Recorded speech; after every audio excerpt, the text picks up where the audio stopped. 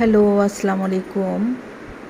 আপনারা সবাই কেমন আছেন? আলহামদুলিল্লাহ আমি মোটামুটি ভালো আছি। কারণ মনটা ভীষণ খারাপ। হ্যাঁ, আমি বাসায় কাজ করছিলাম। তো আমার হাসব্যান্ড বলতেছিল যে মাইলস্টোনে এইভাবে কি বলতেছিল। তো আমি ভেবেছিলাম যে হয়তোবা কোনো ২ পক্ষের হয়তোবা কোনো গন্ডগোল। তো আমি আর অতটা খেয়াল করিনি। আর টিভিও ছাড়িনি।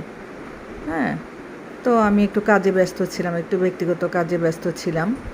হ্যাঁ? তো যখন আমার হাসব্যান্ড আবার বলল যে মাইলস্টোনের অবস্থা খারাপ। আমি বলছি, "কেন? কী হয়েছে?" পরে ততক্ষণে টিভি ছেড়ে দেখি যে মানে খুবই মর্মান্তিক অবস্থা সবার। হ্যাঁ? তো মনটা সাথে, সাথে খারাপ হয়ে গেল। মানে আমার ছেলেও প্লে থেকে একদম ইন্টার পর্যন্ত মাইলস্টোনে পড়াশোনা করেছে, ইংলিশ ভার্সনে।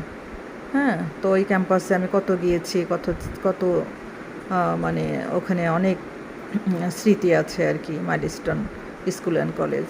তো যাই হোক, খুব কষ্ট লাগলো যে আমি আজকে জামালপুরে যদি আমি ঢাকায় থাকতাম তাহলে অবশ্যই আমি ওনাদের পাশে গিয়ে দাঁড়াতাম। তো যাই হোক, এখন তো আমার দোয়া করা ছাড়া আর কোনো উপায় নাই। আমি সকলের কাছে বলছি, সবাই আমরা দোয়া করব, সবার জন্য দোয়া করব।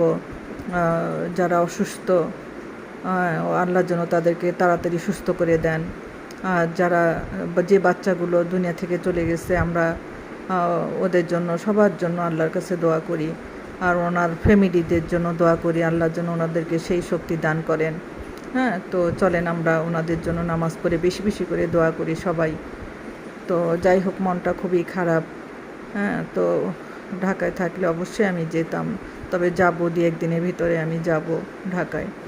এই আর কি। তো যে যেখানে থাকেন ভালো থাকেন, সুস্থ থাকেন, এই দোয়া করি। আপনারা আমাদের সবার জন্য দোয়া করবেন। তো আল্লাহ হাফিজ। আসসালামু আলাইকুম ওয়া রাহমাতুল্লাহি ওয়া বারাকাতুহু।